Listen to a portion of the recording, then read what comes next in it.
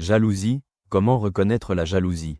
Citation. Car là où il y a de la jalousie et de la dispute, il y a du désordre et toute mauvaise action. Épître de Saint Jacques, chapitre 3, verset 16.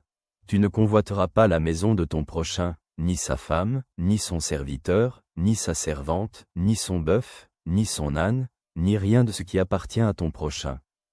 Livre de l'Exode, chapitre 20, verset 17. Réflexion. La jalousie est l'une des émotions les plus primordiales qui accompagnent l'homme depuis son plus jeune âge. Elle peut apparaître dans les relations, au travail, dans la société, et même dans la vie spirituelle. Souvent, la jalousie n'est pas conscientisée, mais elle a un grand impact sur nos comportements, nos pensées et nos relations avec les autres. La jalousie peut prendre différentes formes. Elle peut se manifester comme une aversion cachée envers les personnes qui ont quelque chose qui nous manque.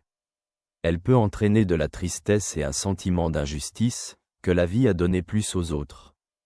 Parfois, elle mène à une rivalité cachée, voire à l'hostilité.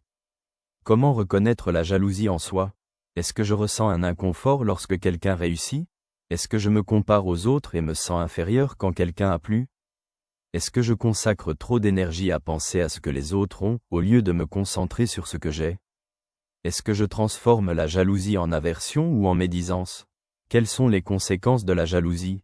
Elle empoisonne le cœur et cause un sentiment de non-accomplissement. Elle mène à la rivalité et au conflit dans les relations.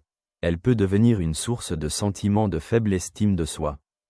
Reconnais-je les moments où mon cœur est envahi par la jalousie? Est-ce que je permets qu'elle influence mes relations et mes décisions? Dieu désire que l'homme se concentre sur son propre chemin et voie le bien qu'il a, au lieu de se focaliser sur ce que possèdent les autres.